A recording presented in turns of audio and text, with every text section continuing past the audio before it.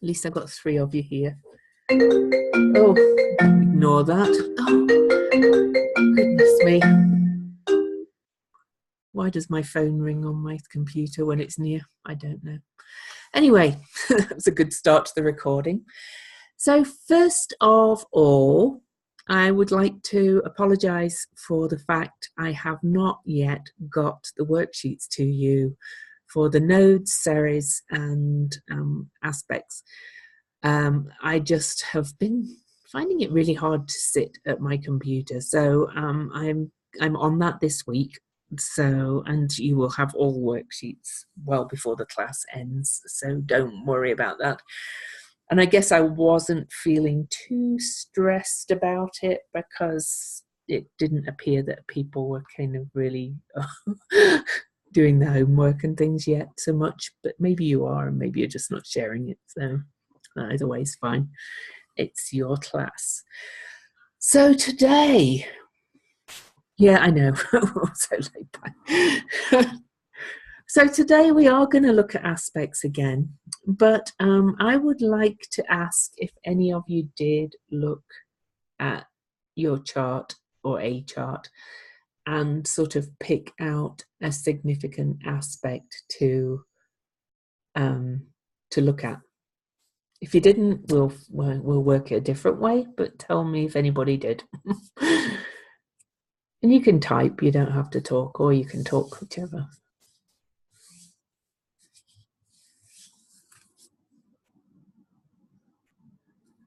So I'm guessing nobody. Okay, no worries. You have one. Yay! I have a question about the transits that have the red line going to them. Transits or aspects? Aspects. Okay. Now, does it make any difference if you have more squares than trines or oppositions? I mean, how does that picture in the yeah, we'll figure into the picture? Yeah, we'll look at some patterns, but generally, yes, it does. Generally, if people have more of this so-called challenging aspects, the red lines, they kind of have. Traditionally, astrologers would say they have more challenges, but often it actually plays out that they kind of have more drive and more oomph to get things done, if you like. That can also come with more challenges. If people have more trines and sextiles, then they generally kind of have a more flowy, easygoing life, but often have trouble getting themselves moving. Does that help?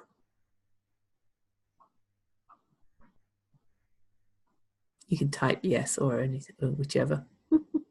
Cool. Okay. So Barbara, we'll start with yours. So that was on your chart, yeah? Seeing as you actually have one. Cool. But we will look at aspect patterns a bit, and I was planning more on doing that next week. But we'll see how we go. We might get to that. So Barbara in the chat has put the Chiron 20 degrees Capricorn in the 6th house opposing Uranus 15 Cancer in the 12th house. Now this is kind of a good one to talk about because it's an aspect, it's an example of what's called a generational aspect.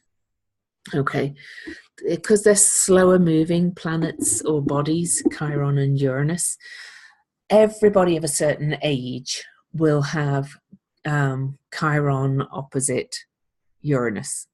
And it's known really as a generation of healers, okay, of one kind or another.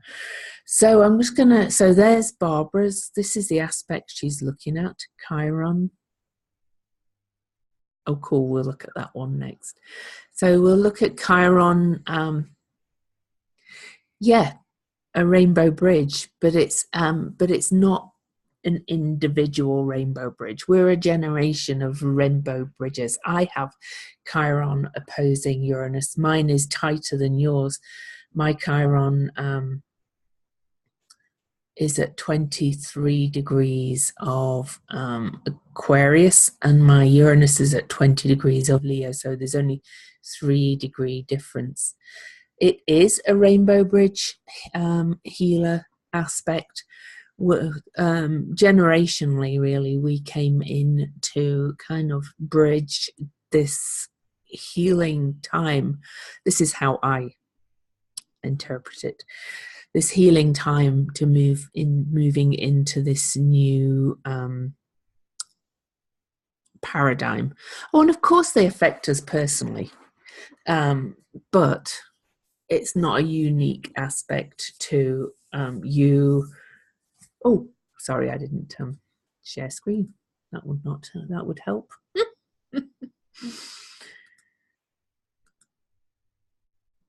Okay, so it's this one with Chiron here and Uranus here. And the fact that you, Barbara, have Chiron in Capricorn and Uranus in Cancer makes your Chiron Uranus opposition different to mine, because mine was in Aquarius and Leo, because I'm a little bit younger than you. But my interpretation is that we're kind of a bridge into this new paradigm, the age that we're at. Okay, because Chiron opposing Uranus doesn't happen that often because of the slow moving planets. At the moment, Chiron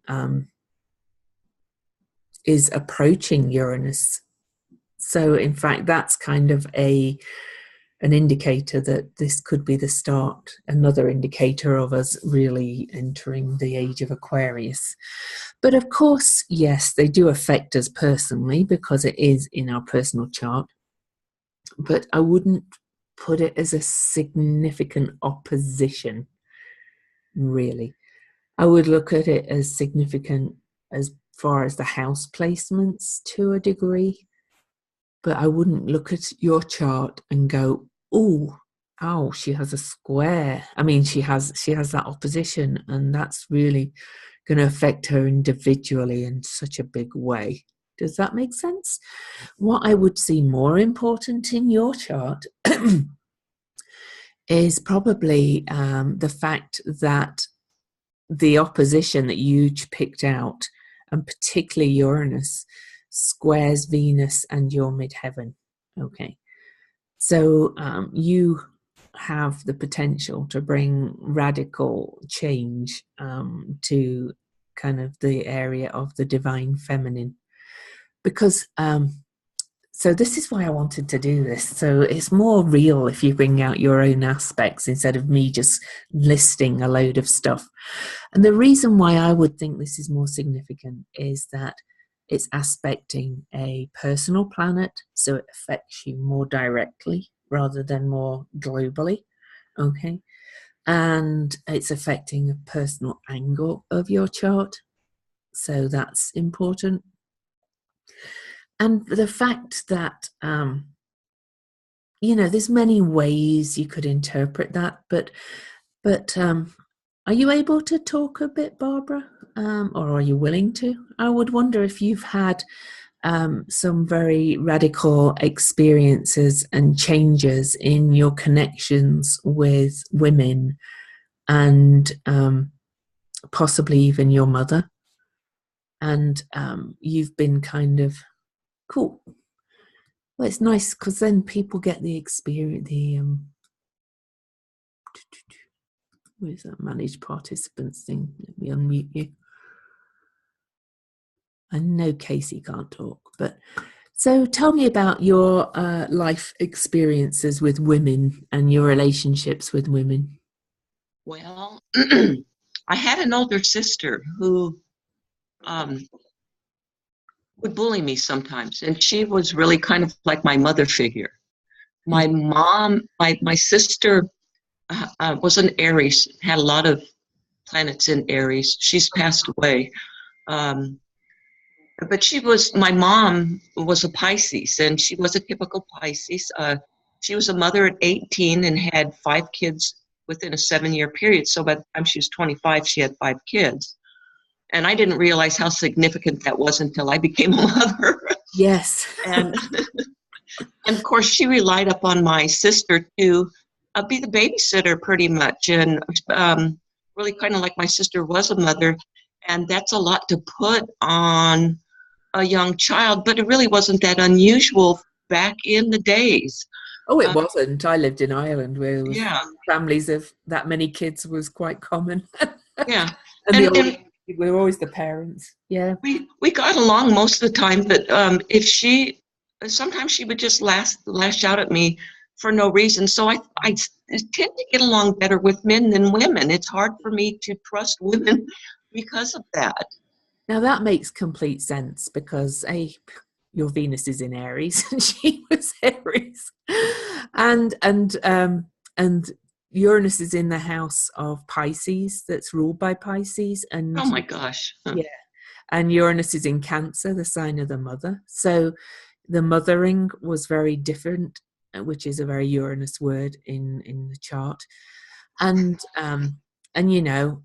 she was kind of dominant because it was at the top of your chart, this sister in your life. And this is not a blame thing at all. This just kind of validates experiences, and it's just the way it was. And it's true, she was very dominant, and she had to be because my gosh. Yeah. And that's where I would also bring in the Chiron thing, and the fact that you say you've always got along better with men as well, because Chiron's in a very male sign. This is a very male sign. So I would suggest, though, that really it's a big area of personal development for you to work on your relationships with women more, and work on, finding good women in your life and developing trust. Right, yeah. Yeah. I would say that that's where a lot of the healing could come for you.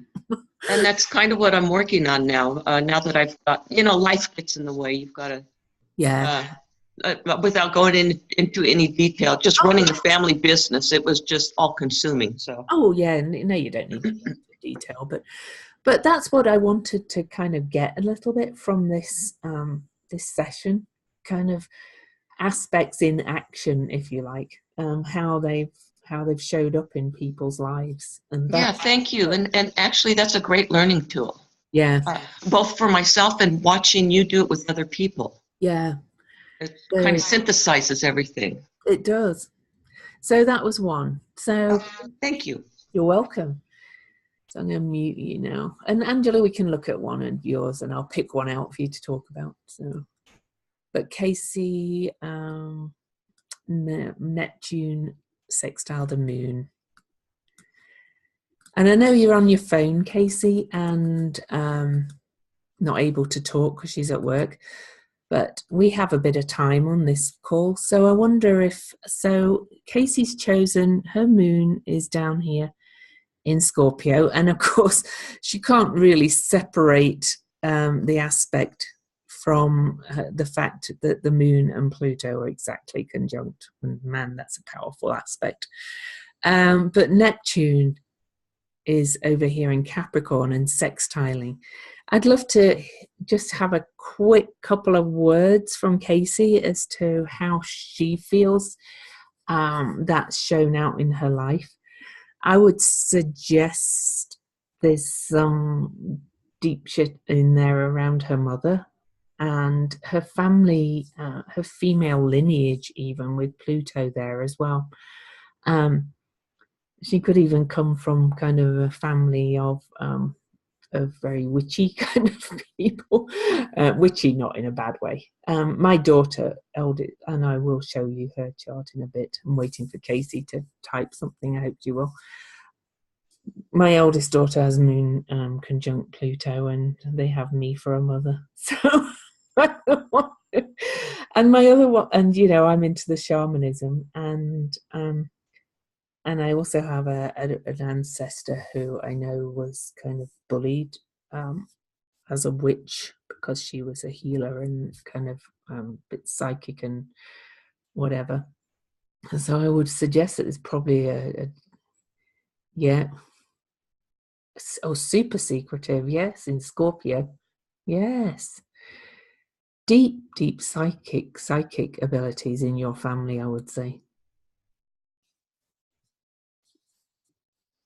And also with that Neptune in Capricorn, sextiling it, I would suggest as well that there's been an element of not just secrecy, but also having to keep it all under control because of patriarchal kind of attitudes and things. Yeah. Oh, yeah, I can imagine that nobody's going to talk about it. I think my daughter's kind of very lucky that I am kind of, because I hid it for a long time in my life. Because I think that moon, I know I'm talking about the Moon Pluto conjunction now, but I will say that I look at the sextile as an opportunity aspect, an opportunity to bring those things together.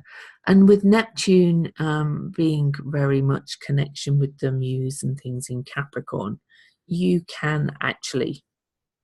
do have the ability to control it, as you said, those words, and to use it in the way that you want to. And you could really bring it in to help others if you chose to. You don't have to, of course, but I suspect that because you're studying astrology and things, at some point you're moving towards these kind of energies. Capricorn. I love to look at the light side of Capricorn. I understand it. Capricorn's a lot of people's not favorite. Yeah, shamanic journeying as well would be fabulous for you, because that would be a way to help you use it, use the power in a controlled way rather than have it control you. Because the trouble with Moon, and I see it with my daughter with the Moon Pluto thing, and you will be seeing her chart, is that she has powers that just overwhelm and scare her, and it manifested in of deep depression and anxiety and things as a teen. And she's coming out of that, but she still hasn't owned what she does. Exactly. It's kind of harness the fear, not control the fear, really. It's like, it's just really manage it. Yeah. So harness, yeah, is a very good word. Yeah. And that's why shamanic journey work would be really good. It's in your dreams. You need to get past. Yeah, shamanic journey work would really help that. Okay. Because then you're kind of consciously choosing to go into the alternate reality, the other dimensions and things, and you're asking to go in. So it's you're I think you're the baby of our group. No, not to be. I don't mean to be kind of thing, but let's see where your Saturn is. So you've just had your Saturn return. Okay. I know, me too, Angela. It's very light for me. Yeah. But somebody with Moon Pluto in Scorpio, especially in Scorpio, goes to very deep places. So that can be a little bit scary when they're young. Okay. So, yeah. So Casey has just had her second return. I'm not surprised. Yeah. So I would suggest, really, as well, before you go to bed, really setting out the intention. Say, ask the universe for your dreams to be good messages, because you don't want to stop dreaming, but to be less intense and to be can I ask that my dreams be kind of less intense, or whatever wording feels good for you? And can I get the message without without the fear? You know, ask for what you want. Good. But I think now you've had your second Saturn return. I mean, sorry, your first Saturn return. I'm having my second Saturn return. You've very recently really had that, and now that Saturn is crossing this bit here for the first time in 29 years, and will be going retrograde back to it and back over it again, I think this is a really, really powerful time for you to master it, which is a really good Saturn word, and to really control it. But that was a really, really good aspect to pick out. So, do you have any questions about that one?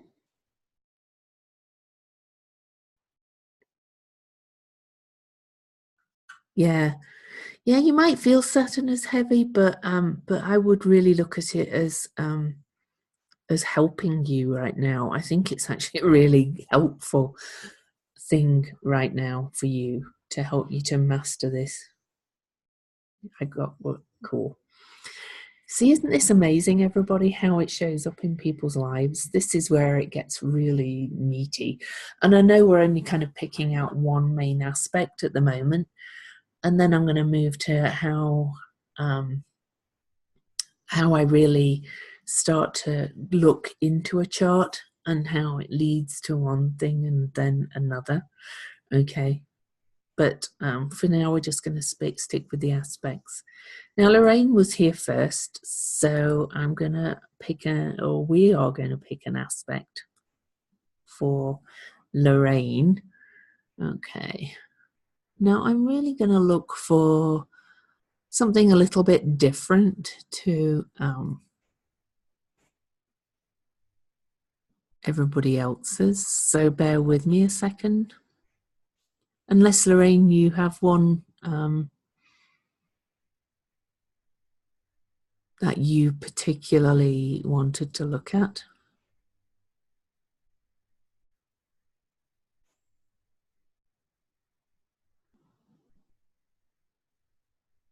We've looked at a square, we've looked at a sextile. So let's look at a trine, okay? I'm going to look, I think, because it's almost an exact aspect, of Venus aspecting Mars in water signs. So Venus is in Cancer, and it's in the house that's ruled by Scorpio. So it's in a water sign and in a water house. Okay. And then Mars is in Pisces, which is a water sign, and in the house of the home or Cancer, and a very water sign. But it's a trine, which is supposedly the kind of easiest of aspects. So Lorraine, are you there?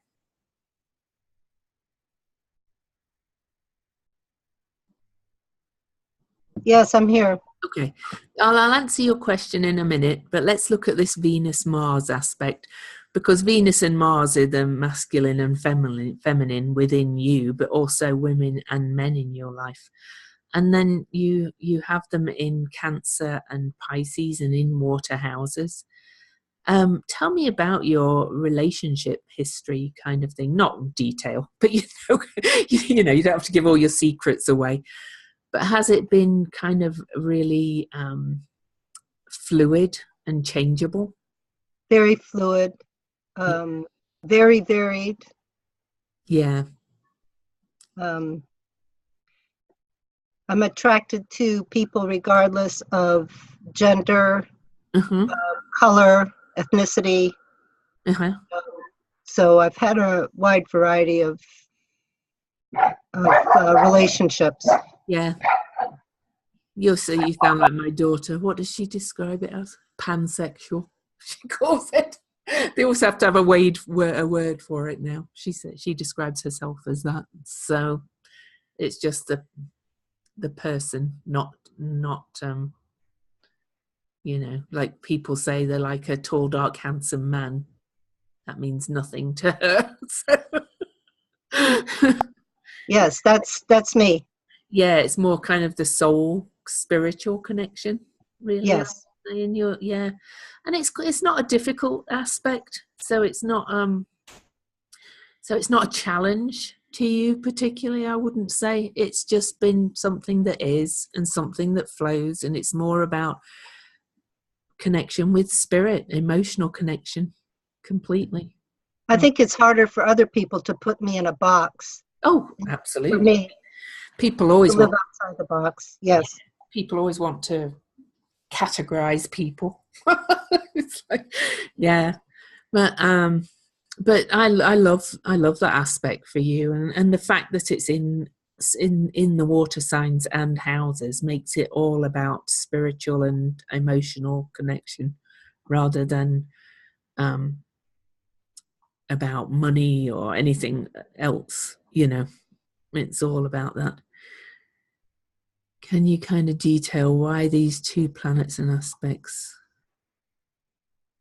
Okay, well, Mars, Lorraine has Venus and Mars almost in exact aspect, and so that makes her and in a very kind of gentle aspect. So that makes her masculine and feminine sides very compatible. She's comfortable with both sides, I would say. And because it's in the houses that it's in, it's in all these water signs. So, and water is always about emotional, more spiritual connection. And it's also about fluidity and flow and being different. And so, you know, I wouldn't necessarily predict that somebody with this aspect would have relationships with all kinds of different people, but I'd say they're attracted to them, definitely, at least. Of course, then you look at the whole chart, and sometimes people's cultural expectations and things as well come to stop them acting that out. But you know, I don't know Lorraine very well yet, but from what I do see in her chart and things, I think she's powerful enough to say, no, this is me and I'll do it anyway, kind of thing. Does that explain? Oh, there's so many subtleties. That's where it's practice. Many charts as you can. And the more you practice free or with money, with readings, then the more you get to know people, and the more you get to sense what's coming out as well. Now, if I looked at Lorraine's whole chart, you know, she's also got the Sun and Mercury and the South Node in Gemini, which often people with a lot of Gemini have attraction to both sexes, different sexes, or all different kinds of people. Again, they may not act out on it, they may not do it, but she's got more than one marker now because she's got the Venus and Mars thing going on. And it's more the fluidity I felt when I looked at it with all that water. Good, Casey. That's what fascinates me about astrology. It's learning about people and how they work. And the more you do it, the more you see it in the chart. That's why I'm doing a class, but that's why I keep saying you must practice. Okay. So, but you know, then she's got all this Leo as well. So, and it's in the 9th house of kind of higher truths, higher philosophy, higher education. And she's able to kind of take the lead with Uranus being at 0 degrees, leading into all that Leo, and kind of shine and say, I'm going to live my truth. you know, because I don't know if you guys heard Lorraine in one of the classes quickly mention that she bought, or at one point was raising her kids in a teepee. Now, you know, this is kind of very shows up in her chart of doing things very differently too. So you're a very interesting person, Lorraine. And I'd like to get to know you better as a friend as well, because I love all that stuff in you. So I'm just going to get Angela's chart, and we're going to look at one there. Now, I'm not going to probably go through everybody's chart this week. We'll see how time goes. But okay, so Angela, let's find one for you. Now, I'm afraid I got your chart up, and it's the one with all the asteroids on. So I won't do one that's got an asteroid that we don't use. Okay, I just won't do that. But I want to pick an aspect. Okay, let's do, we've had moon sextile Neptune. Let's do another moon sextile aspect, but this is moon in the first house in Sagittarius, and then sextile Uranus in Libra in the 11th. Now, moon in Sagittarius people usually really need kind of emotional freedom. That doesn't mean that they can't be loyal and things. As Angela, I mean, she's very Sagittarius like me. We often have, once we choose people, we're very, very loyal and kind of stay married for a long time and things. So it's not to do that. It's more about emotional freedom with moon in Sagittarius. And it's also often kind of a bit breaking free of the mother. And I, you know, it's hard for me because I know Angela very well, and we've worked together a lot. So, but moon to Uranus, it's almost exact. And this, in the first house, this is about who I am in the world, who I show up. And this is in groups, organizations, groups of friends, on the internet. And there's that freedom element. So we've got fire and air. And Uranus is about doing significant, in Libra, is about doing significant relationships differently. So, Angela, are you there to talk a little bit about it? Are you able to talk? I'm here, yes. Hello. Yeah. So I'm going to let you talk a little bit, because I know a bit about your relationship with your mum and things. So. Yeah, in fact, it's been really coming up very strongly at the moment. So I'm really needing to cut ties, break free. It's, you know, it's like the ongoing, ongoing. But I just keep having to cut ties more deeply. It's very hard, but yeah, I'm learning to be peaceful about that. It's such a strong need, because she just isn't good for me. No, I've noticed that, and you know, with Jupiter there as well, also aspecting the moon, it makes the urge to break free even more. Yeah. So, you know, I'm surprised you've kind of lasted this long. I know, and I think for a long time I've felt I should, you know, keep the relationship. I should do this. I should do that, and it's like my body's been rebelling. So I keep having. It's very interesting. I don't know why it shows up in my abdomen. It shows up in my solar plexus, and I get really bloated.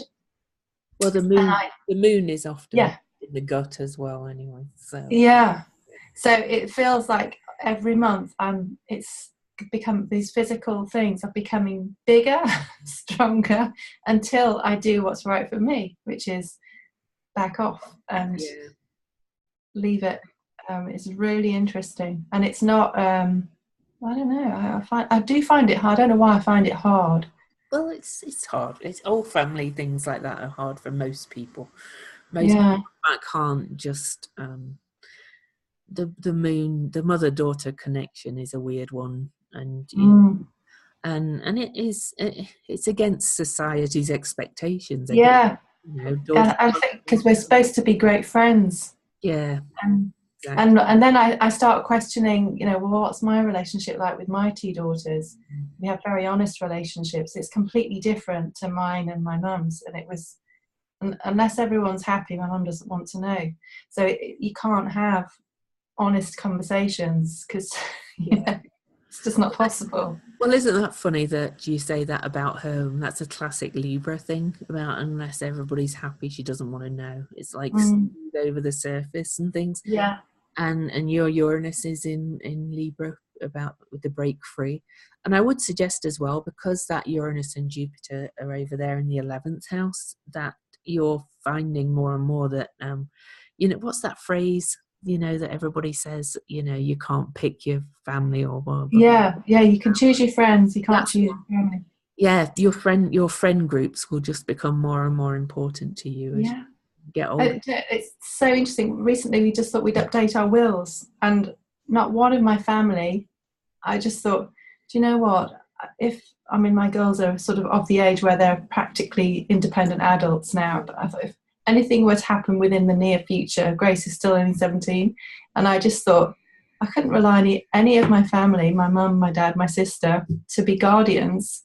I'd much rather choose a really good friend of mine who absolutely is reliable. Well, that's really emblematic of that aspect. Yeah, it was really interesting. So I'm glad it's coming up in my chart, because you start thinking, is this me being difficult? Am I just being uncharitable? Blah blah. And I know we've looked at your chart in many ways, but we've never picked on that aspect before on its own, because I don't know if we've ever done kind of just a reading with you anyway, but it doesn't matter, you're getting what you need at the right time anyway. But so that's interesting that I chose that aspect. Yeah. It's brilliant, because at the beginning of the year when you gave us a little overview of, and you were saying about the first 6 weeks being another revisit of the wound, the Chiron, and I remember thinking, oh, not again. I knew what it was. And it's been absolutely right. Oh yeah, you're always right. And as well, to add to the whole releasing aspect, your South Node is in Libra as well.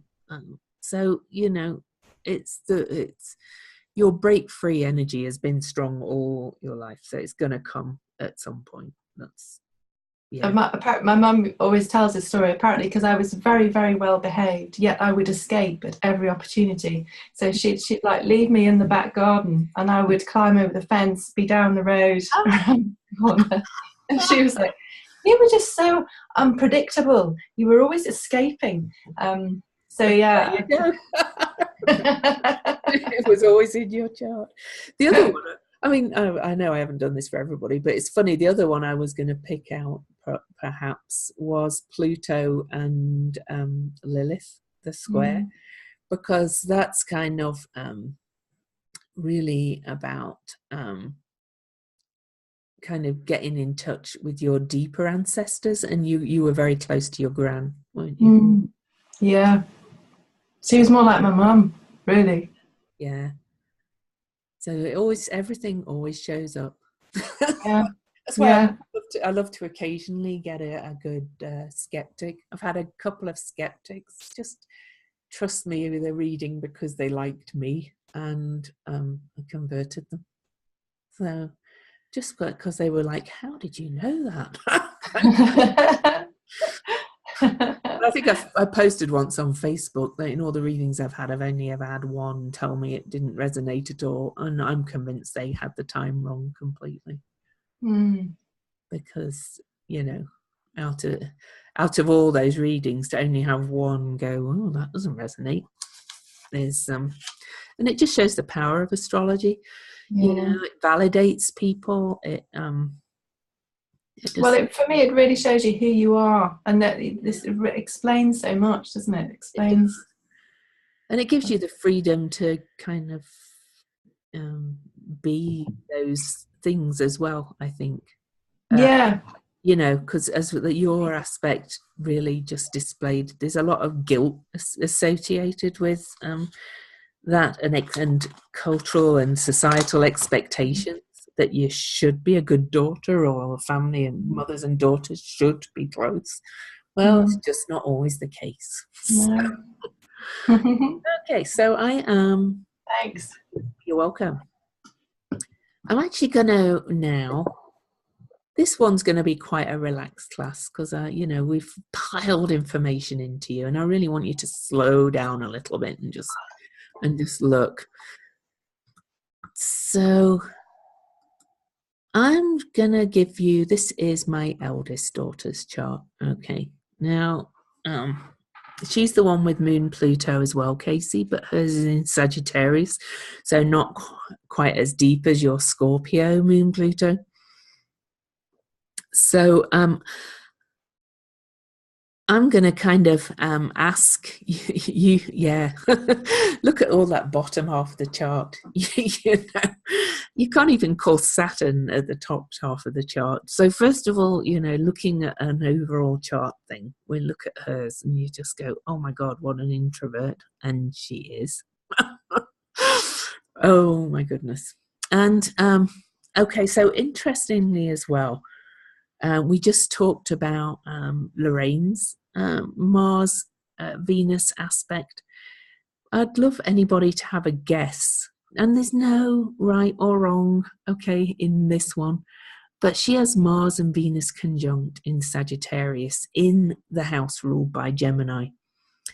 So what would you guys, having looked, so it's in a fire sign and in an air house, so it's not got the fluidity aspect or the emotional kind of spiritual connection that that Lorraine had. But what would you guess about my daughter from this? And she won't mind. They know I'm looking at your charts, by the way. So if anybody would like to just guess a few words, you can put them in chat. You can come off the off mute if you want to have a little guess. Because I'm not going to tell you until you. Oh, she's. Well, my understanding was that when two planets are conjunct, then it's more of a meld of them both as opposed to two separate ones. Yeah, it is. Yeah. So I would guess that like an androgynous kind of third house would be thinking. Yeah. Also, because it's ruled by Gemini, and if you remember what I said about Lorraine's Gemini's sun, you know, they can kind of go both ways. They can look at both sides and things as well. So it's not just about the communication and the voice. It's also, you know, she's very open, very about, she has had interests in both. She's only had boyfriends, but she's had interest in girls too. And her communication style is she's very, very pro. She's not yet, Casey. I think she will be at some point. She hasn't done it yet. She has all that Scorpio secrecy holding her back.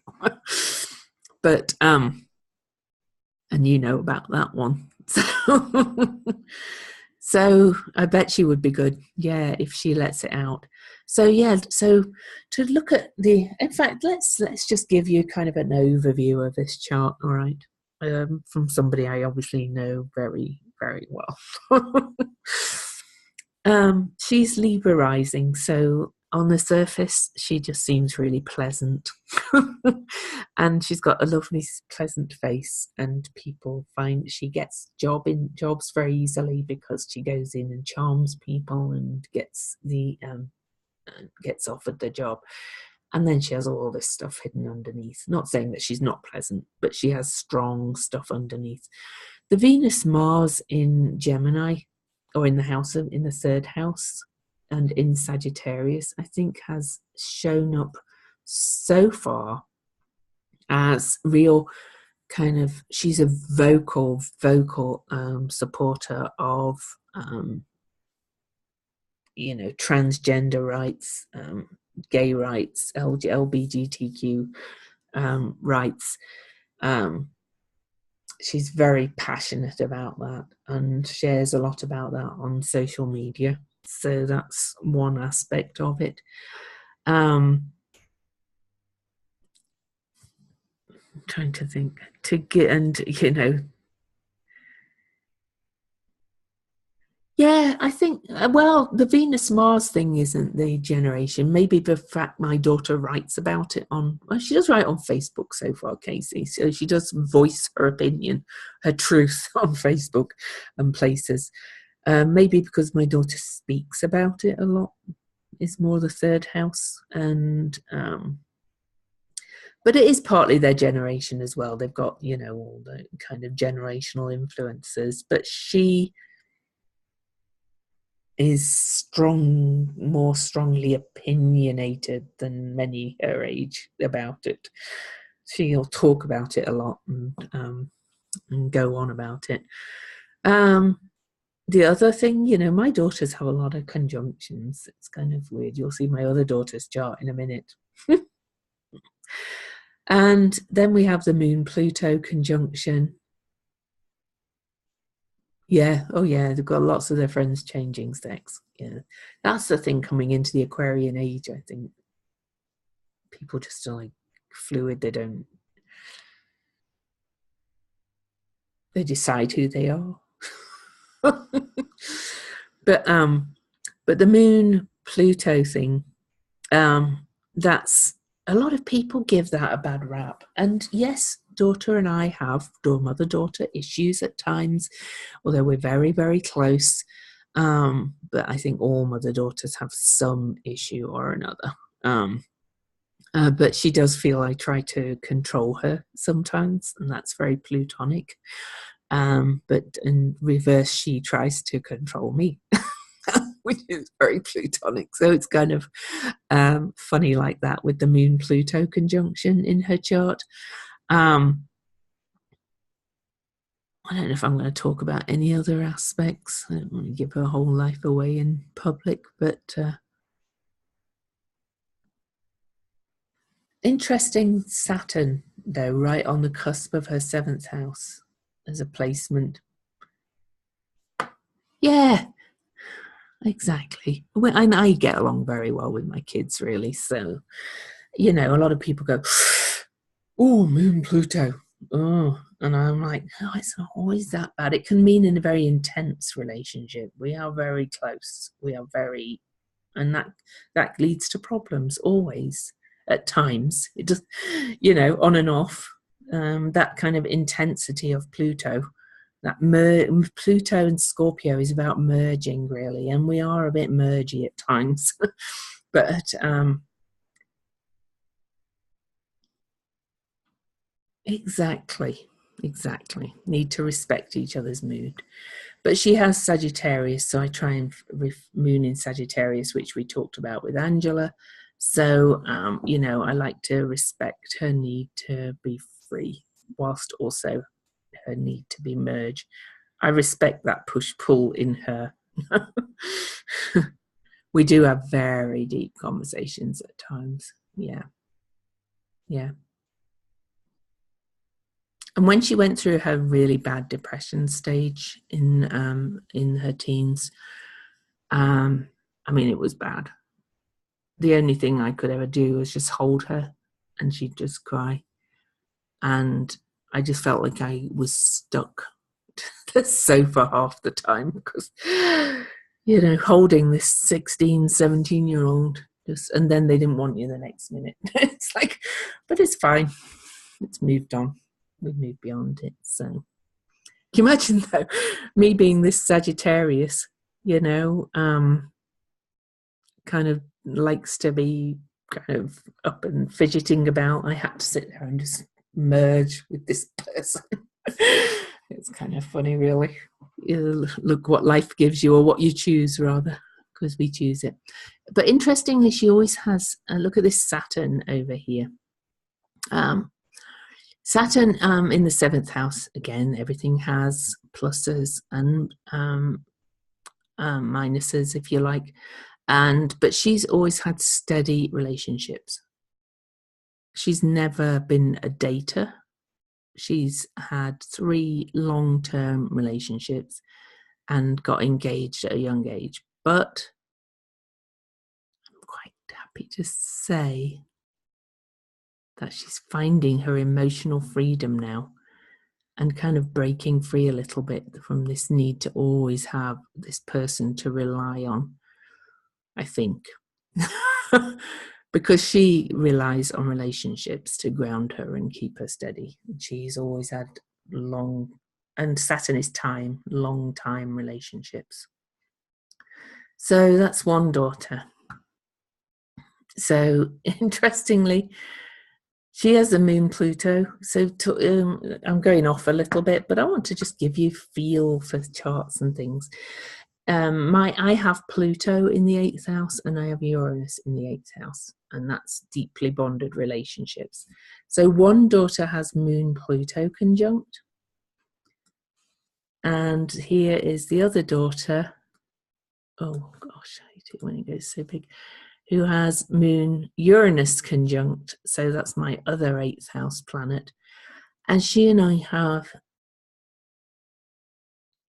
also as intimate a relationship, but it's a more intellectual level, and she's more interested in me reading her chart and learning tarot and stuff like that.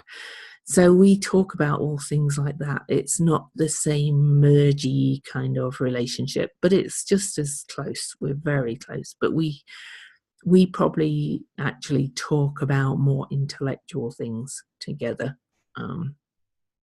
Okay, and I actually find that one a bit more comfortable at times. So, but yeah, she's just, in fact, I've told her I'll record her chart reading for her, so I really should get on and do that, because I've never actually recorded a reading for them to go off and listen to on their own. So let's look at now. If you notice, my daughter has very few aspects, really. This one. Oh, she has very sudden insights and very sudden. All her teachers have always said she just knows stuff. She just knows things. Like, where did that come from? You know, she'll suddenly kind of say something and you think, how did you know that? She makes those real connections, and it's just normal for her. Normal, completely. Okay. And I even remember in her first teacher, you know, when she first started school, Mr. Shelley, saying it. She just knows all this stuff. How does she know all this stuff? And we'd kind of laugh about it and say, oh, it's the Simpsons things, but I didn't think it was. It's just the way her brain works. Yeah, she's an interesting child, I have to say. But if you notice, she has very few very strong aspects other than, conjunctions. She has conjunctions out of the kazoo. So she's also very Cancerian, and then in the house of Scorpio, with Scorpio rising. So all this is very watery. So despite all this kind of intellectual brain work going on, she is very private. So how I would describe my daughter is she has this kind of impenetrable look. Not overpowering, it's hard to connect with her emotions, and hard for her to connect with her emotions sometimes, because Moon in Aquarius is very detached emotionally. They're able to really step back and see the big picture. So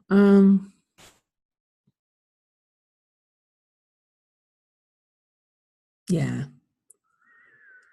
she always liked fluffy pillows, I can tell you that. That's very Cancer. But I actually think she is going to be a really amazing kind of healer of types through using something like tarot, astrology, things like that, because she has all those Cancer planets in the house of Scorpio. And interestingly, she's, I know, right, Venus, Mars, my kids, and she's also very, all her friends are gay, trans, gender fluid, what's that other word I use that she used, pansexual, all that she calls herself. So there you go, there's that Venus Mars thing again.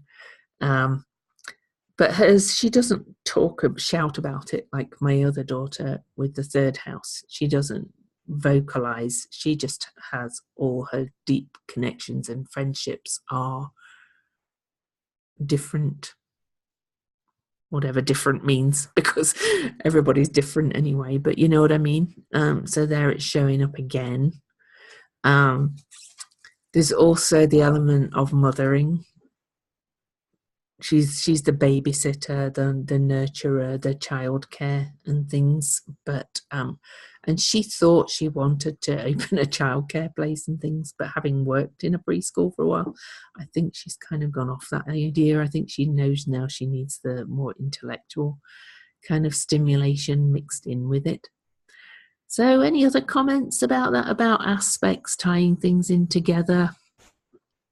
What do you, with what I've told you of the North Node, what do you think about her Saturn junction, in Taurus and aspecting the North Node in Cancer? Interesting that both my children have Saturn in their 7th house too. Can't make this up. And look how much Scorpio we have in I know, well, I was asking to what your thoughts were. Let's see if anybody else can have a little bit of a guess. But while everybody's guessing about Saturn, Jupiter conjunct and aspecting the North Node, I will talk about family connections again. So she has Scorpio rising, all those planets in the 8th house, and also actually Pluto conjunct Chiron, which makes Pluto quite strong, and Pluto rules that, of course. So, you know, strong Scorpio influence. The other daughter is a Scorpio and has Moon conjunct Pluto, so strong.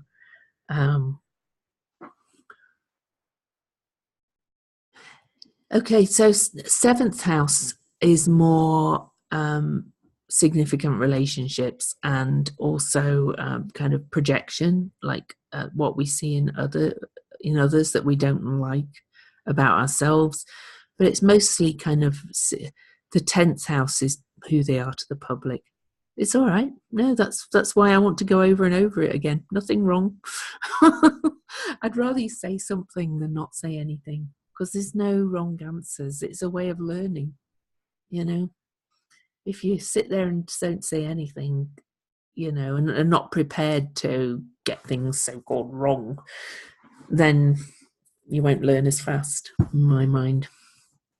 So this is about her relationships, Saturn and Jupiter in Taurus in her relationships. So she is steady as a rock in relationships, yeah.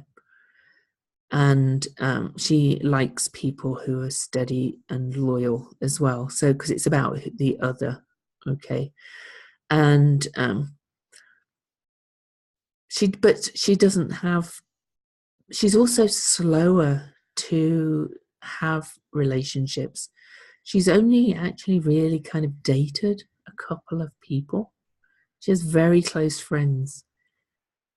She is opposite to my other one. She's very cautious, which is Taurus, whereas the other one had Saturn in the 7th in Aries. She's not cautious. She gets engaged very young and things like that. Alice is very cautious. She has good, steady friends.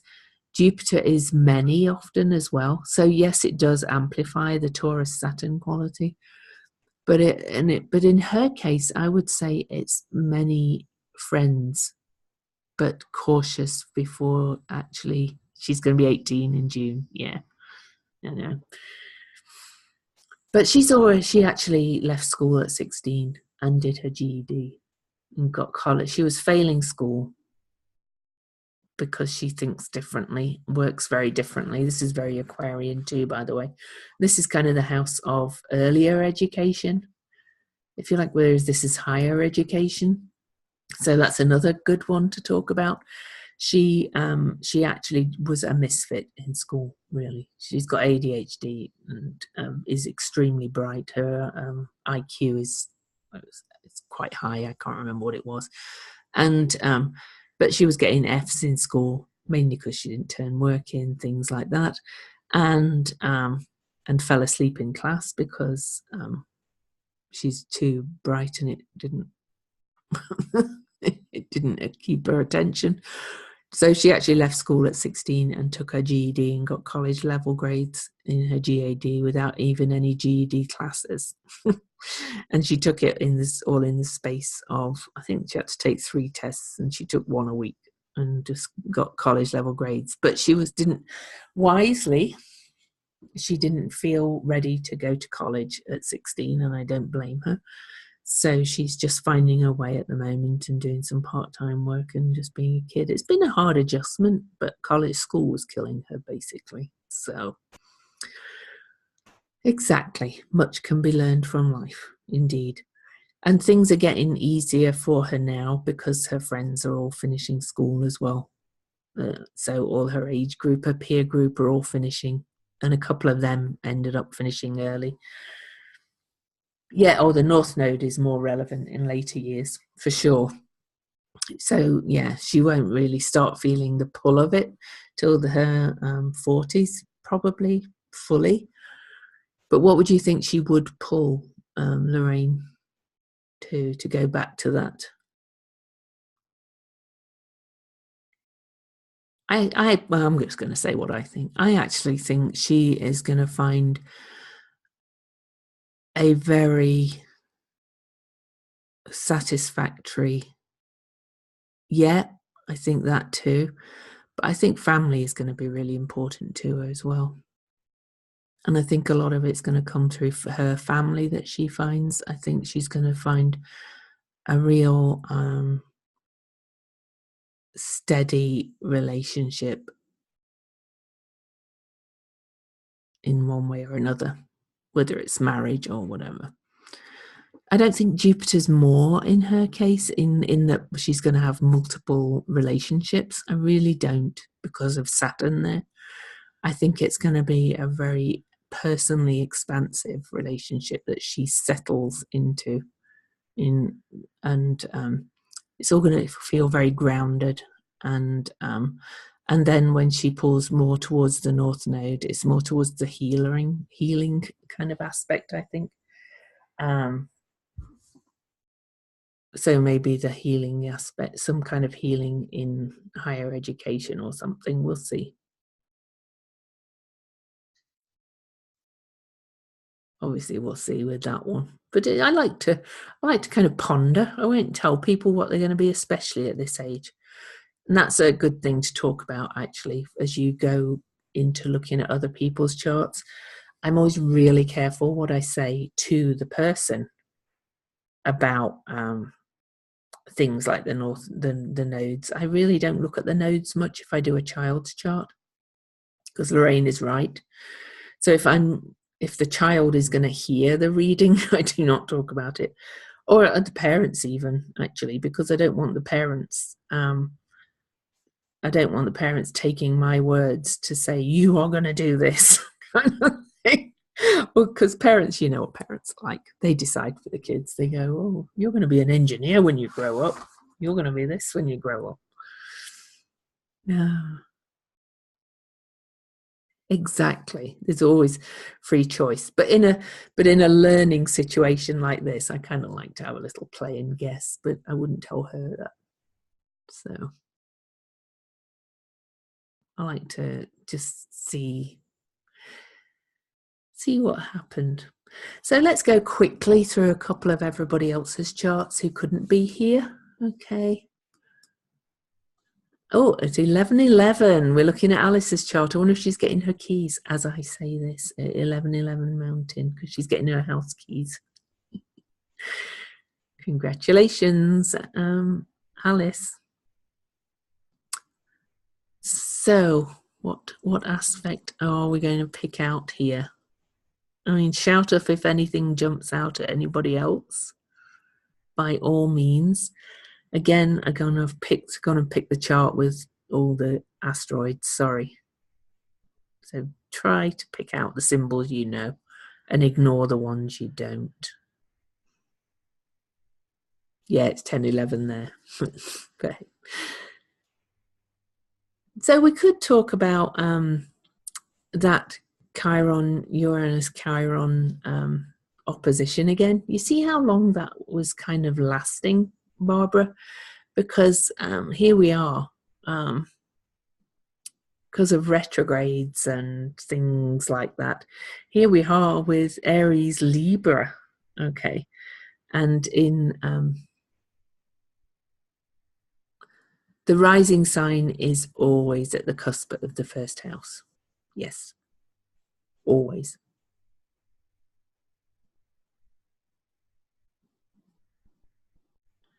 And I did quickly want to go. No, that's all right. I thought I just wanted to talk to Lorraine about the aspects as well. The aspects always go by degrees. Okay. Hey, Jennifer.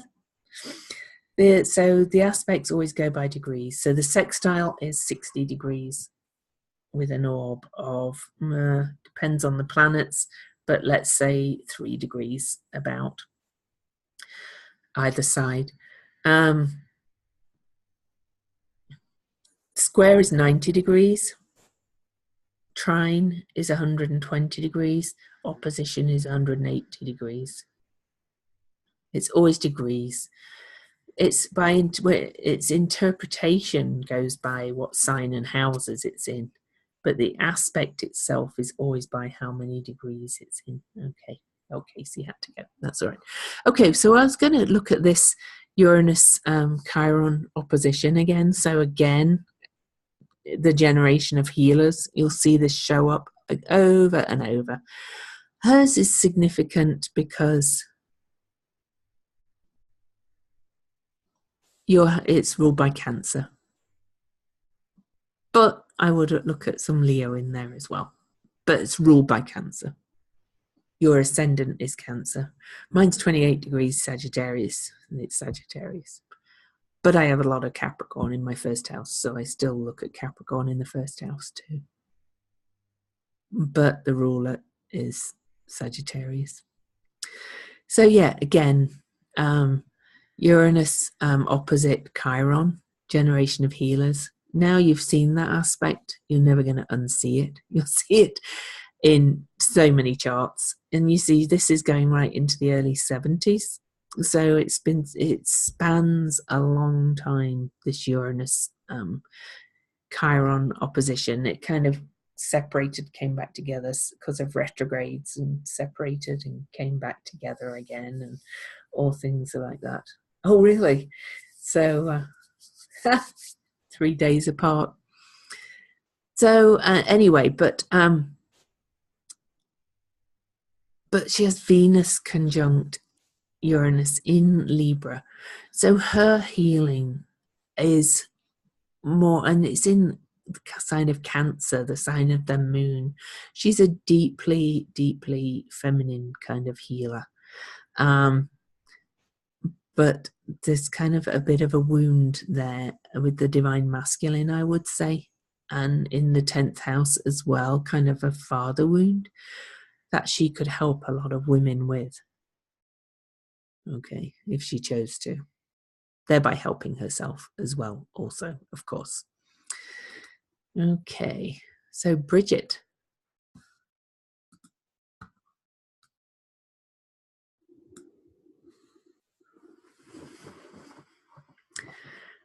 I'm going to talk about, yeah, I am, another sextile here. So we have some shapes here. I'm going to point out one shape to you, and you will start to see the shapes. But does anybody see this rectangle? So there's two sextiles, two trines. You'll start to see the shapes, and at first I couldn't remember them all, so every time I would have to go and Google, and I think it's not astro.com. There's one of them, Cafe Astrology. Cafe Astrology has good pages for all these kind of things if you need to go and get a reminder of some terms and stuff like that. But this two sextiles and two trines like this, okay, is a mystic rectangle. And there she, and so this is Mars. So yes, hers is Mars and Venus. She has a Mars-Venus opposition.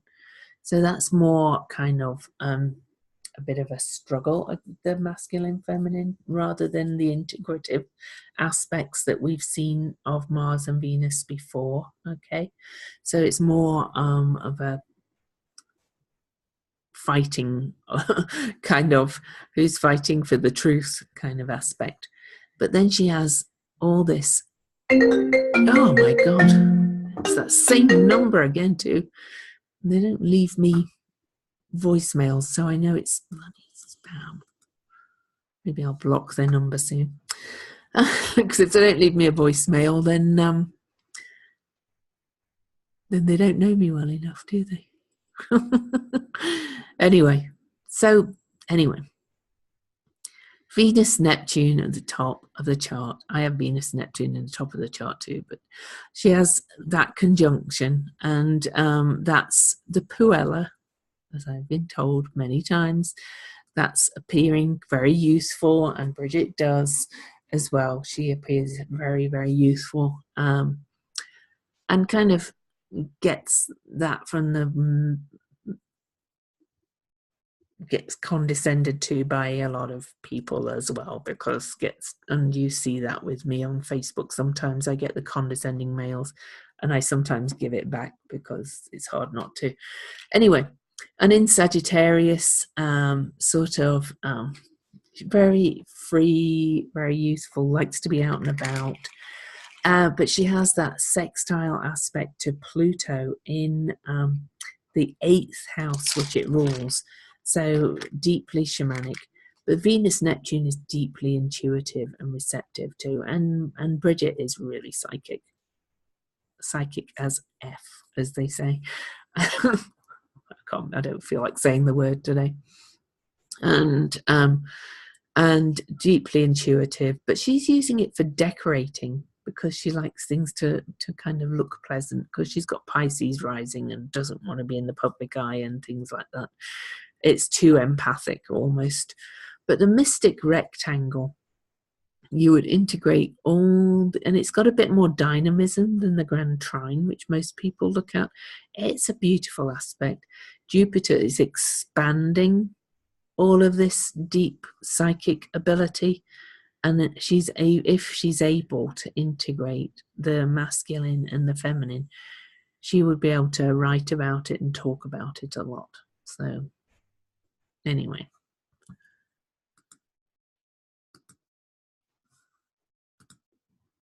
Faye is in Hawaii, or I think she's just back now, but having an amazing time. So nice to see a couple of, I know. I've never been to Hawaii yet. We'll be going. They will go. Oh, you've got to go? Oh, got to go to Hawaii. Yeah, I know. I will do. We're actually kind of thinking about it. We might have enough points for some flights to get there, which would be nice. I'm trying to look at a little bit of a different. Right, let's look at Sun square Neptune in Scorpio, and Sun in Leo in the 3rd house. Sun in Leo, very creative. Square Neptune in Scorpio, creativity that has depth and things, but interested in the occult things. And there's Faye makes beautiful cards based on astrology. And if you've seen some of her art, it's deeply. She showed a video on her personal profile one day that I happened to catch, and I'm sure, hopefully, if you see this, maybe she'll share it with you. But a lot of it was deeply shamanic and almost primitive. And that's the very Neptune in Scorpio and bringing in the sun in Leo. And that's integrating her creativity to a deep level. So that's why squares are not always challenges. She probably has the drive to create intuitively with that square. You have to remember the energies as well when you're looking at these aspects. You know, a sextile, say, with Pluto can be tougher than a square between Sun and Neptune, because Sun and Neptune are both very nice planets, if you like, very bright. So again, intuition, nothing all good, nothing all bad. Jennifer. Okay.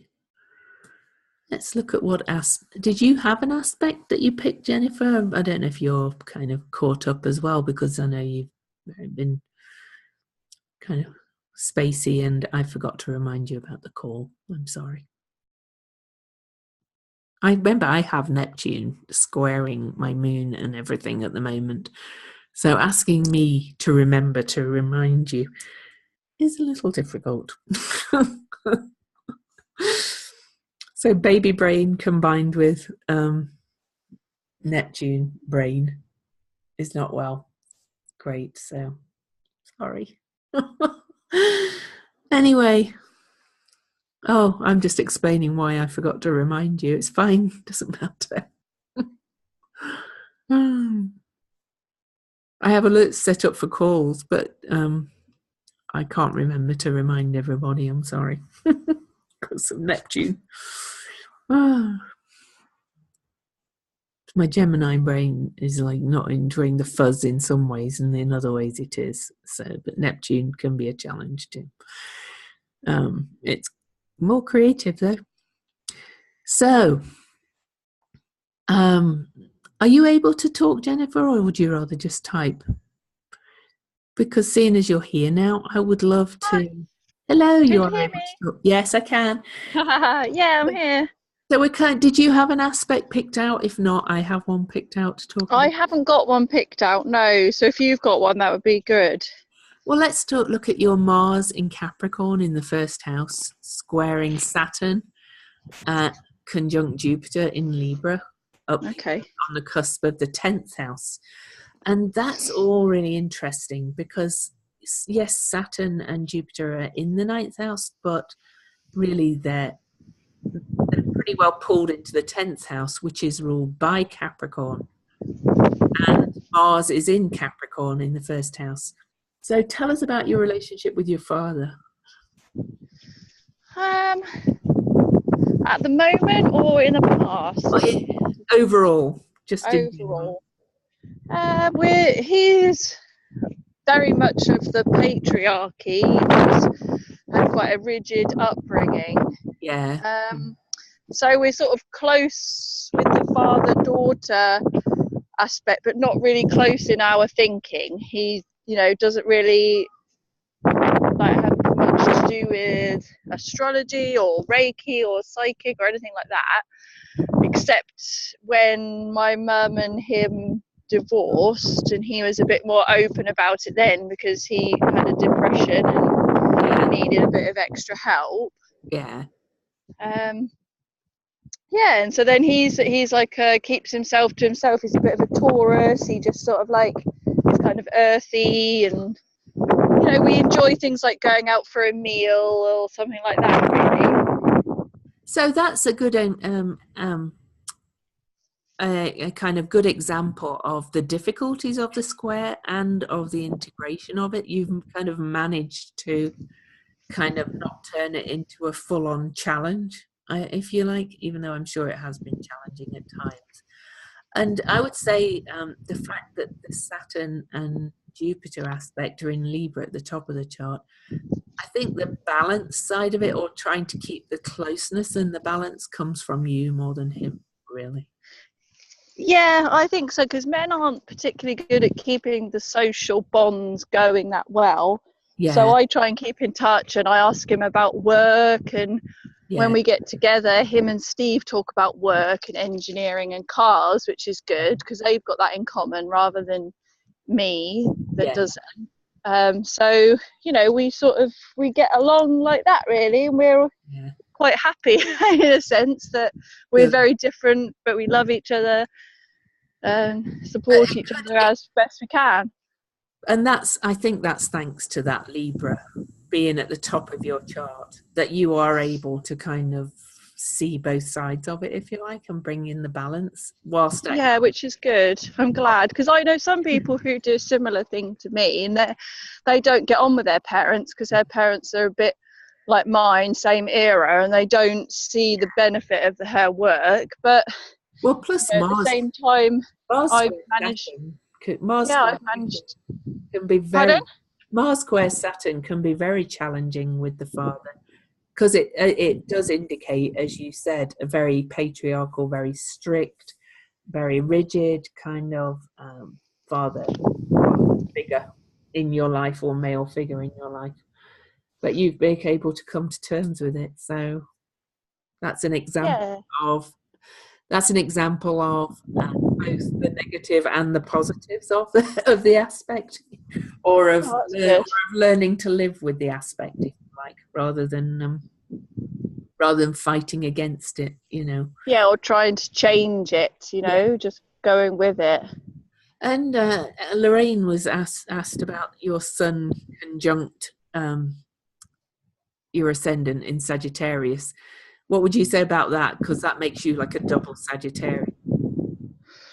I would say I've searched the whole world and gone here, there, and everywhere to try and find my place, and I've come back and managed to find a freedom-loving person like me with Steve, who's got his traveller background. And I know, although we're in a house at the moment, we sort of travel and have our hearts in many places. So I kind of think, you know, it took me a while to get there, to find my place and my partner. But Sagittarian often settles down a bit later in life as well. And being a double Sagittarius, you did settle down later in life too, like I did too. So that suited me. I've done all the things I really wanted to do. I've, you know, lived abroad in different places, travelled to many places, partied in many places, had spiritual retreats in many places, all the things you think that Sagittariuses do. Seeking. Definitely fit in there, into that box. So, Lorraine, Jennifer's a real classic kind of double Sagittarius in the first house kind of thing. So, because when we met, you were living in France, weren't you? Yeah, and we met in Vegas. Yes, we met in Vegas. Yes, at a spiritual retreat. Mad. It is mad. See how astrology is amazing. Yeah. And her moon ascendant conjunction is conjunct my Jupiter, so I think we're kind of meant to have a bit of a long-term connection. And opposing my moon, of course, my moon's here, so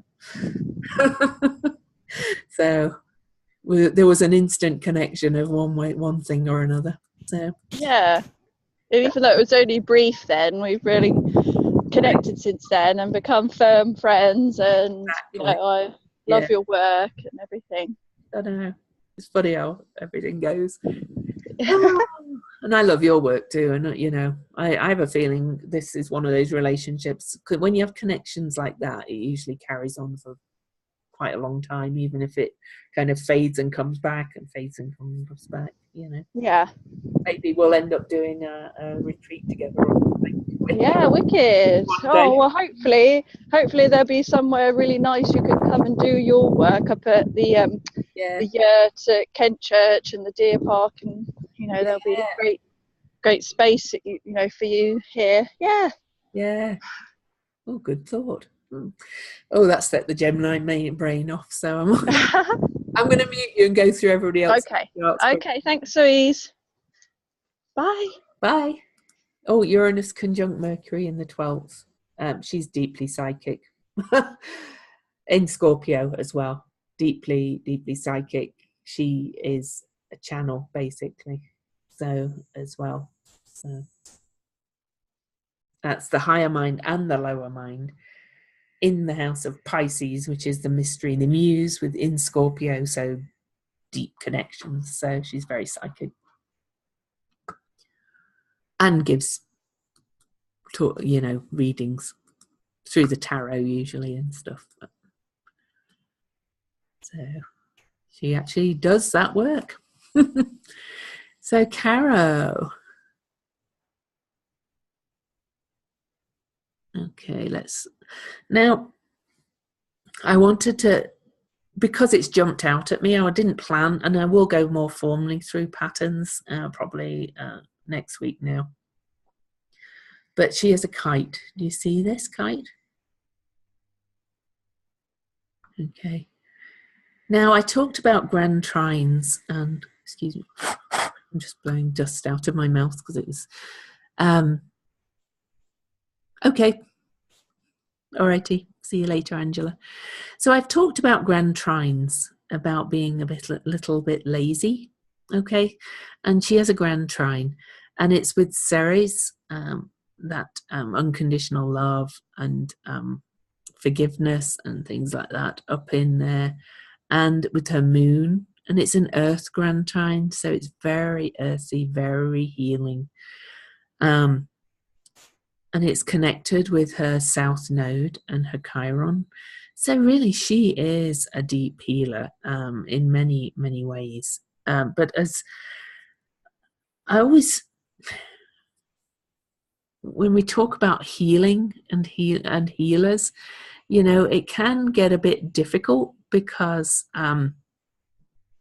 people have an image of what healers are in their head. So beware of things using words like that when you're doing readings for people as well, unless they scream kind of traditional healer to you. Always be, you know, careful to talk about that healing comes in so many forms and things like that. And again, you learn as you do more and more readings to do this. But you know, moon in an earth sign, even though it's Capricorn, that means you can become a bit of an expert. Ceres, the Great Mother, and her South Node in Taurus, so body healing and things. But grand trines can be a little bit non-productive. Well, I'm going to talk about that. If it was just a grand trine, I'd say it was just about that, okay? Because the grand trine gets a bit stuck in itself. But she has the outlet. She has these sextiles. Remember, I said they were an opportunity aspect to her North Node in Scorpio and her Venus and her Uranus in Scorpio as well. And she can take the healing to a deep level. And she does it through her creativity. Really, if you've read any of Caro's poetry and things, it's got deep meanings, deep connections. Her poetry is very different, if you like, and she's had it published and things, and she is a writer. She's had a book published. So she would more likely, Caro, when you listen to this, share some of your poetry. She's dedicating her next book to me, amongst other things. I'm in one of the dedications. So we've worked together for a long time too. But her poetry kind of comes from a very deep place. And this is kind of the outlet, okay, for the grand trine. It comes over here. The opportunity comes over here. So I talked about a lot of aspects in one go really there because it's all so tied together. So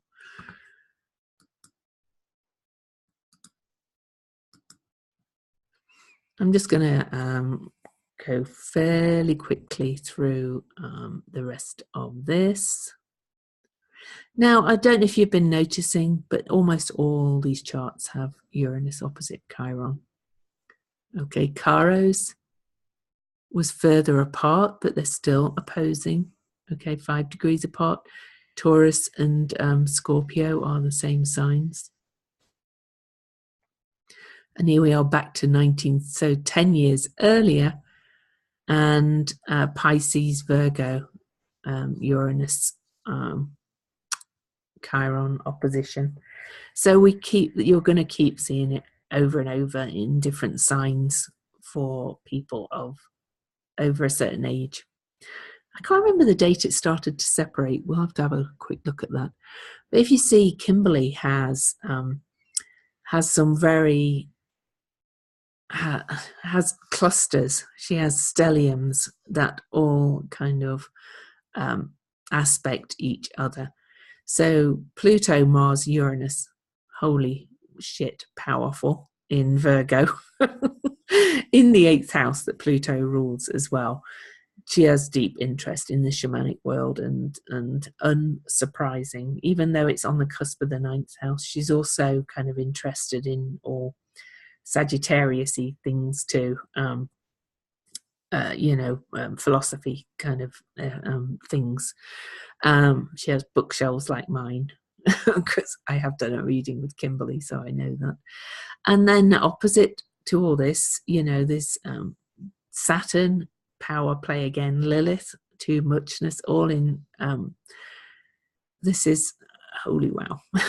And then she has this opportunity aspect going to her sun. She has huge potential to really be a shamanic healer, basically, in a deep way, and take it out to the world. She's in service, which is Virgo. Virgo is service to others, and it's bringing practical mysticism, really, which is what shamanic work is, if you like. It's bringing kind of the mystical down to practical earth based magic to heal. So those clusters that all aspect each other are just huge, and they're quite dynamic though, because it's not as tough as a T-square, which would be an opposition and two squares coming together. She has this real opportunity here to mix all this in.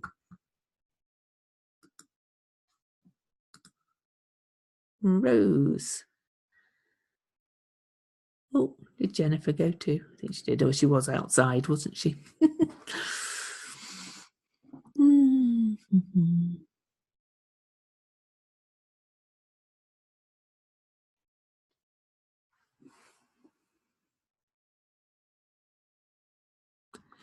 Rose, Mars, sextile the Sun, or the Sun sextile Mars. Let's look at that one. Okay, connected with her node as well.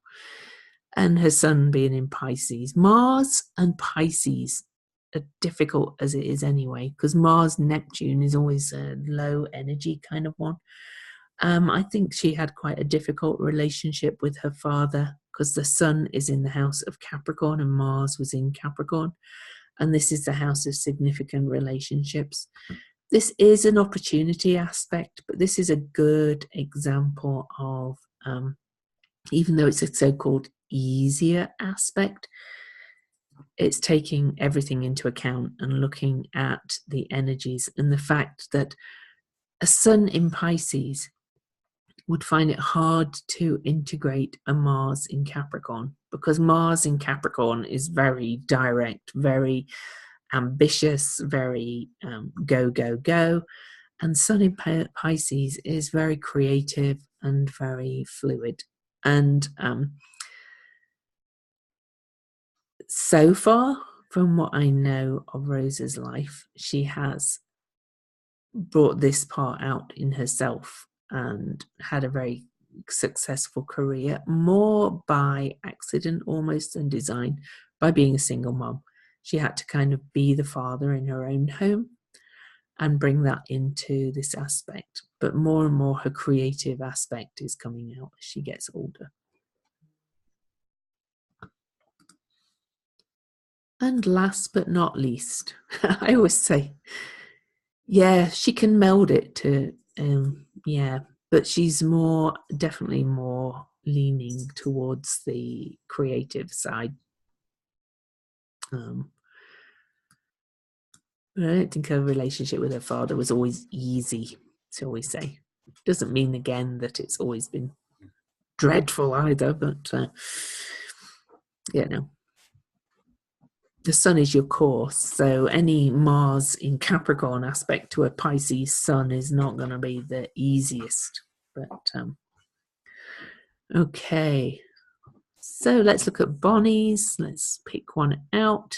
Anybody else want to pick one out instead of me choosing?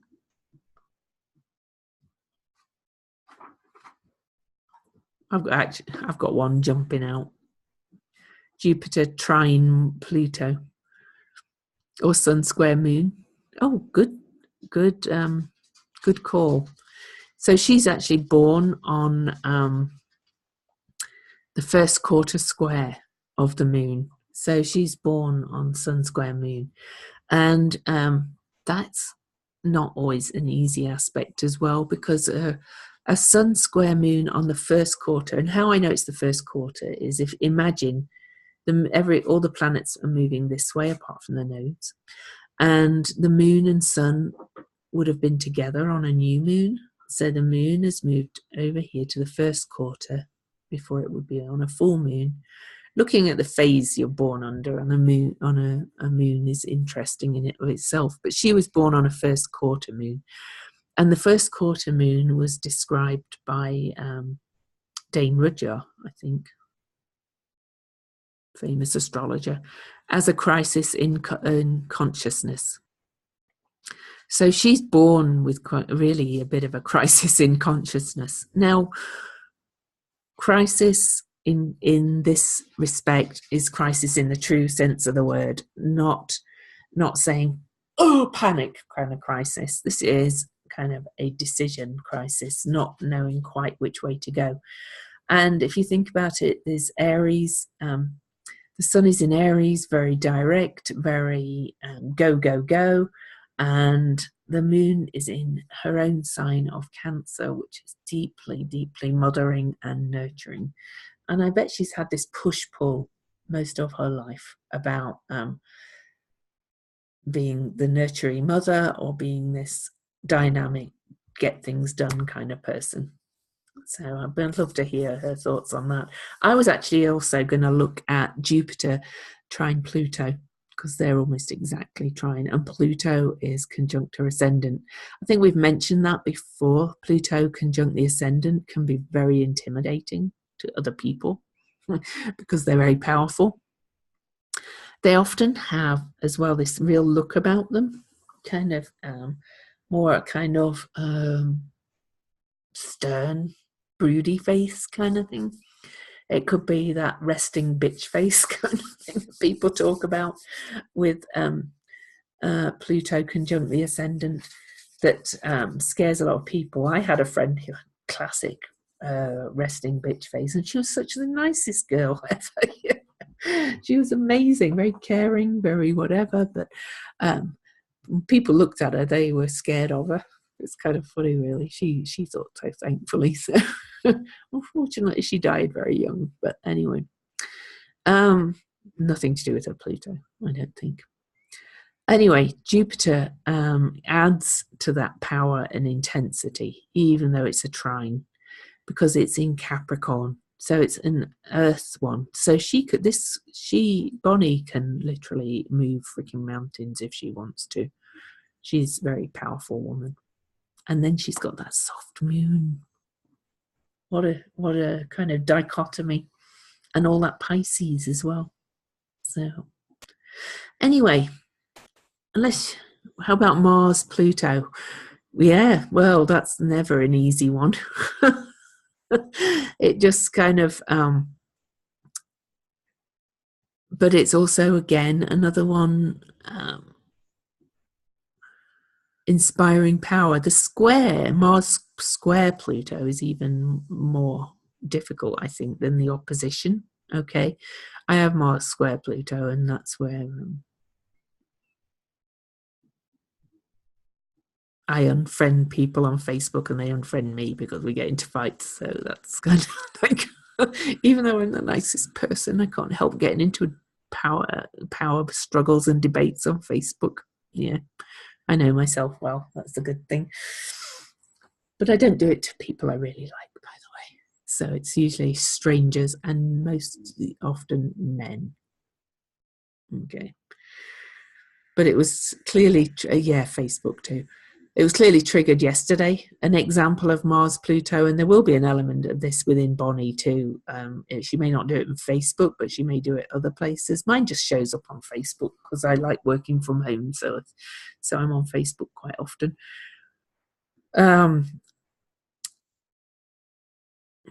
Good for you. I wish I did. But, I have quite strong views politically and things, and I bet Bonnie does too, even if she doesn't share them on Facebook. It may be amongst other people. And if people challenge them, it can be a bit of a power struggle, the Mars-Pluto, a bit of a I'm not taking any shit kind of aspect. So an example, because it's so clear in my mind, I'm going to talk about it. Yesterday I posted an article or a video of an interview, and it was an interview of Jill Stein, the Green Party leader, shredding an NBC reporter in an interview. And really I posted it because it was such a classic shredding of a reporter, and I thought it was fabulous. But anyway, I had people coming on who just started ad hominem attacks on Jill Stein, who, I'm not necessarily like a big Jill Stein fan or anything, but all they were doing was saying, oh, she's this, she's that, personal attacks kind of thing. Well, I got my Mars Pluto on and shredded them back, and one of them unfriended me, and I unfriended another one, and the other one managed to survive it. But they weren't real friends. It is entertaining. It's fine. I entertain myself. I laugh at myself when I do these things because I see where the triggers are on the energy, and sometimes I just let myself be triggered. But it's good to laugh at yourself, right? Okay, because I never mean any ill intent, and usually the people that these things happen with are not friends anyway. They're just like somebody who found me on Facebook and friended me, and I've never had any deeper connection with than that. So it's not really like I have any big deep connection to it, but it's just a good example. Exactly, got to have a sense of humor and got to be able to laugh at yourself. So Mars Pluto, to get back to that opposition, is a bit of a headbutty, power struggly kind of aspect. Now, I'd find it interesting to see how Bonnie feels about that, with Mars being in Pisces, okay, and conjunct Chiron too, and so closely opposing. I'd love to see how she feels about that.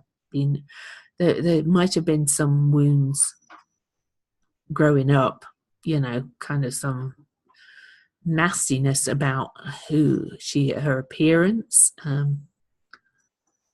No, not really. Mars and Pluto are both quite similar energy, kind of fighty energy, if you like. Pluto's more relentless and bulldozery, and Mars cuts like a knife. So, but in Pisces, that kind of dampens it down. Yeah, exactly. It adds to it. But Mars in Pisces is in his detriment there, so a little weakened. And with Chiron there, I would imagine there's been some wounding in Bonnie's life about who she is. Yes, creates tension. But to go back to that Uranus Chiron aspect, if you'll see, Bonnie actually doesn't have it. at this point, they had separated. They'd moved apart. They did come back together again. Don't know what my cat's doing here. I'm going to have to go and see in a minute. But anyway, I think that's it for today. We're nearly at the 2 hours. So, we're not doing journeying again. I don't really know what to journey to with looking at aspects. But I've enjoyed this more flowy. Next week, we will look at some of the aspect patterns a little bit more. But I really want to start looking at how good. Thank you. I enjoy teaching you guys, so thank you. But I really would like to start looking, and I will get to these worksheets. I really want to start looking at kind of where to start when you get a chart and how to look. There's no one right way, but I want to give you some ideas and some starting points and what you remember to look at. And again, you will not get this all just from this class. It has to be practice, practice, practice. Okay. So I'm just going to go. My animals are all chasing each other. So I'll see you in the group. I'll get the recording up as soon as possible and get on those worksheets. All right, loves? Bye. Thanks, Louise. Thank you. See you guys.